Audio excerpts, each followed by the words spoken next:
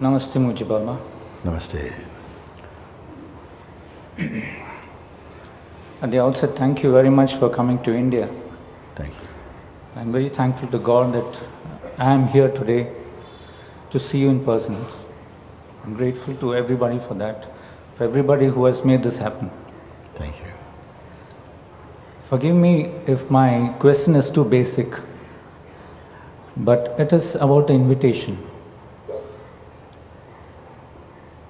I understand that I need to leave my mind outside, my shoes outside, I understand that. But when I say that I need to leave my mind outside, I can understand if it's a physical commodity that I can leave outside, my hat or my cap or my wallet or my shoes. No, to leave my mind outside and to be here, I cannot really understand how that is done, because I am here as a body, my mind, my soul, my prana, or whatever it is, I am here.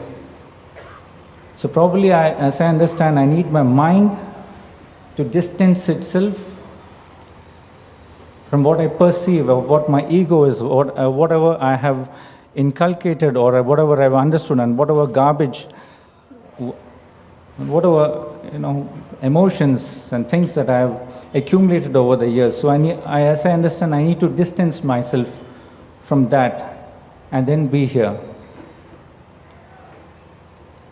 So if my understanding is right,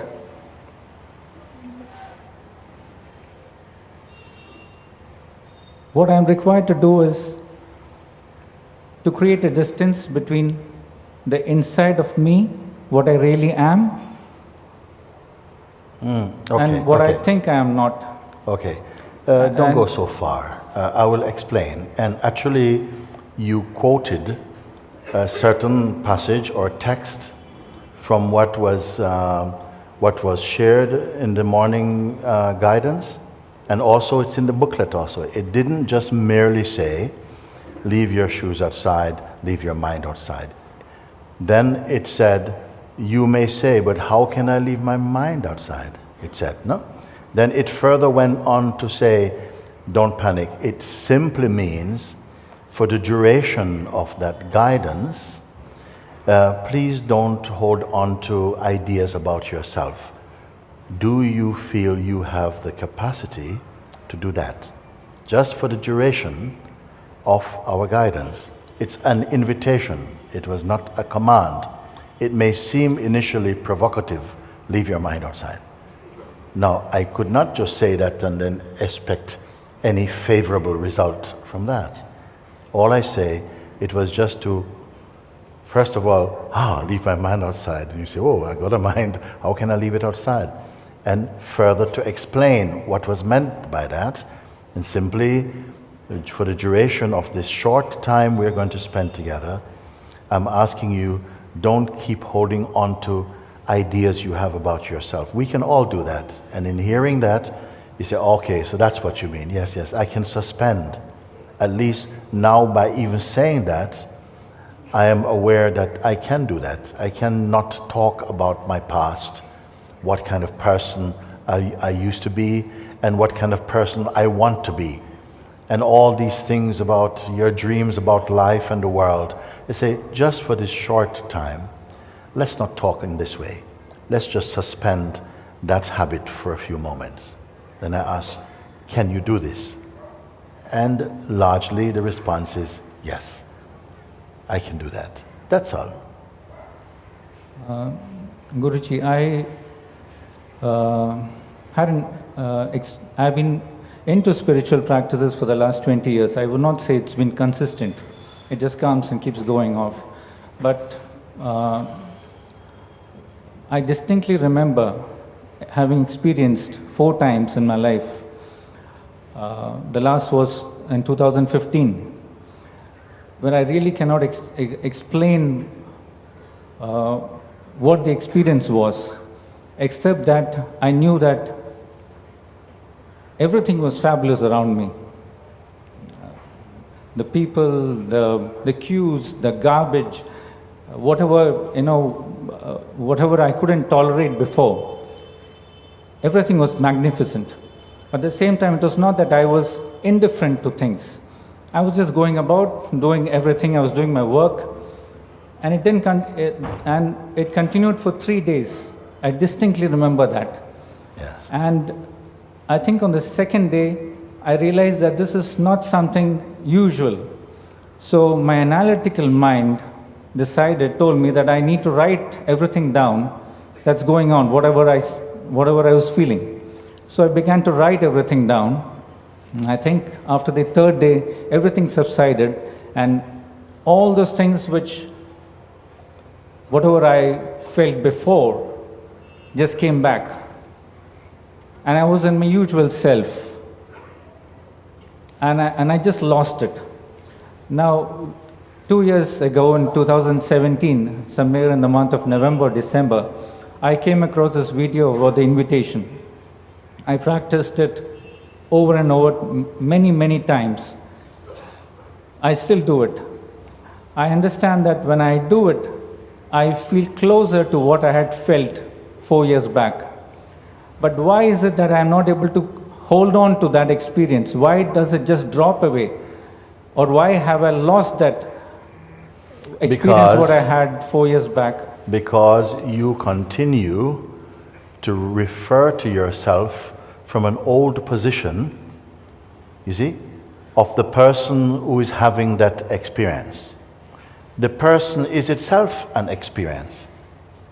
You, as many of us do, you are looking from the perspective, from the position of a person who is doing something, making a practice or so on. In fact, if you want to include the invitation as a practice, it is the most simple of practices. In fact, primarily, you're just listening and coming into clearer and clearer understanding. It's not so much about doing, but a way of being open enough. And this is why it was helpful for most people to ask them to suspend the usual habit of starting to use their minds too early, to evaluate and to compare and so on. So say, those tendencies, for the moment, just leave them aside. Just be very open and silent and empty, as much as you can. That's it. No forcefulness. Because in such a climate, such an inner attitude, it will be easier to absorb or to see or understand or grasp what was being shared much more easily than if you brought your mind in too early, which is used to evaluating too quickly, judging too quickly, being very impatient, and all of these kind of qualities or characteristics, you see? So now you're saying why is it that I had this experience when everything was beautiful, and then it vanished? Well, actually what happened in the time of that perfect state of being, let's put it like that, actually you as the person was not there. You in your old mindset was not there. You are here as you really are, but without the configurations of idea and identity and habits that we have become accustomed to meeting life with this type of mindset. That mindset was suspended, and in its place was just the pure presence of being. That's what. And from this place of being, of course, life became very beautiful for you. It was the same trees, it was the same kind of rubbish, the same people, but viewed in a beautiful way. There is not one single thing that exists in life with a fixed meaning. The meaning of a thing exists in the mind of the perceiver of it. This is why when the egoic perspective has shifted and your natural space, your natural being is unveiled, your perception of life becomes beautiful. The same trees, the same street, the same people, but seen from a very higher place of consciousness within yourself. The invitation helps you to come back to that place And in that place, if you have been listening and following the invitation this morning, you'll be able to say, I would ask you, are you creating anything here? Are you being asked to create or to imagine or to project? No. There was no such practice, there was no such effort being required of you. Simply listening and following and noticing what is actually here without the egoic commentary of personhood. And you see things became more light, more clear. Nevertheless, you still have an old image, a fixed image of what happened before. And now you're comparing life situations. Does anything come near to this one? But that now has become a kind of a mental impression inside. It doesn't make way for things to be seen as they really are. You are seeing them in comparison to a state that your mind has held on to as being, that was a beautiful state. I'd love to get that thing again. I would ask you to suspend even that, leave even that first love, that first beautiful experience. Don't hold it as a measure to compare fresh experiences. Leave everything and start fresh. That would be a beautiful way of enjoying and experiencing the inquiry, or the invitation rather put. So it's an extension to that. When you say that to feel with your heart, I still have to use my sense organs to understand, to feel. No, you're using your mind. You're using your mind, you see. It was very smooth because suspending the usual way and the habit that is applied to normal everyday situations, we have learned this through conditioning. A kind of reflex system comes and you begin to follow the old patterns. I was asking you, please just leave that aside consciously for a moment, so that now you're functioning from a very neutral place. And you would see that it's not a place of doing, do. It was not so. Actually, the invitation is not a stress on doing something, but on recognizing something. There's a big difference.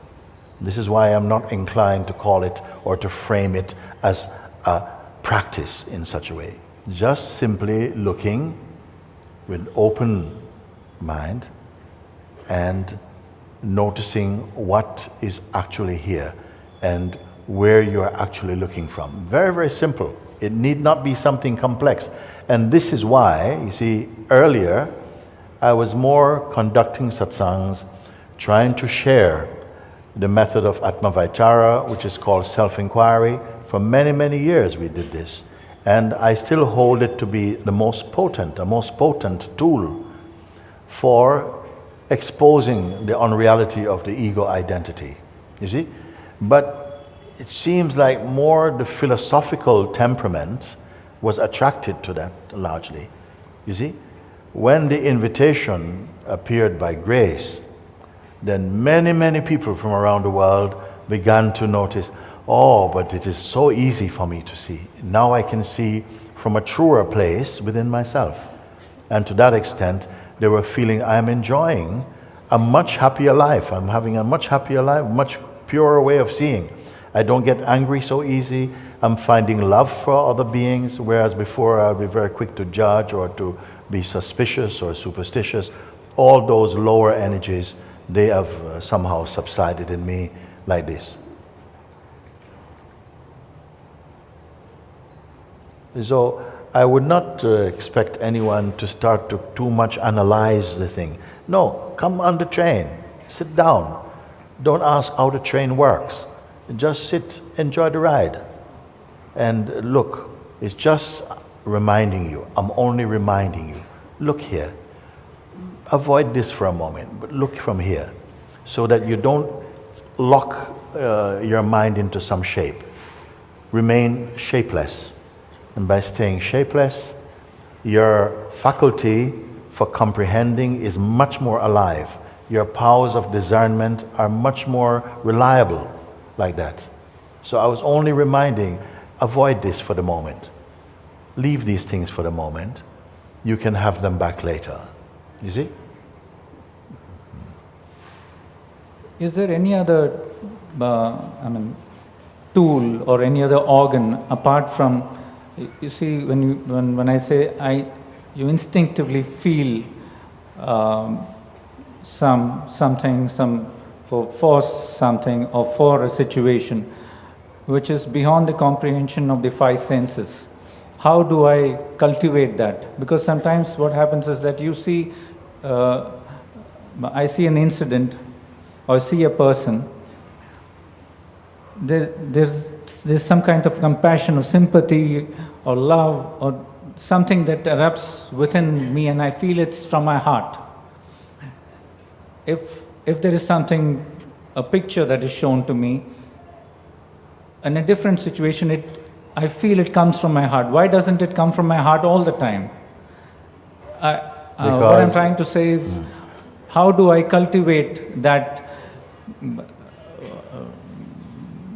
organ or that ability to feel throughout with my heart and not with my head? How do I do that? Keep following the invitation. Stay with it. Initially, the mind is also resisting. Why resisting? Because it is so effective, actually. We have within ourselves the capacity to go more towards the lower qualities that are inherent in every human being. It plays there. Or to go to the higher virtues. There are always these forces working within us. And largely, they are homegrown. So we don't notice them so quickly. We often identify with them, and then we feel that it's part of who we are. With listening again freshly to things like invitation, it really makes it clear for you, not just at a mental or intellectual clarity, but experientially. You begin to experience the spaciousness which is there. You don't create it. You don't even practice it. You discover it. And discovery is very important, because when you discover something, then it becomes your own experience. You feel you have the authority of your own seeing, your own experience, rather than just ask you to believe something, or you say, when I feel compassion towards other beings, it feels good for me. Why don't I feel this all the time? Well, as a matter of fact, as you sweep out the old noise of personhood, you'll find that your being is a very stable place. And your interactions with life, it seems to flow with an equanimity, a serenity, and evenness, even without trying to do that. It becomes natural for you. So don't use the mind too much to try and analyze and to understand like this. Jump in. Come on board, so to speak. And I would, again, you ask a question, I had this very simple response to you. Please keep listening to the invitation.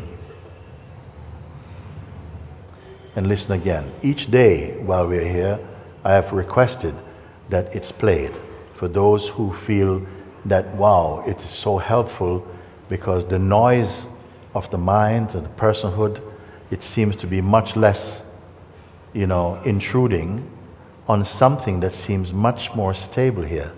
So I would recommend that.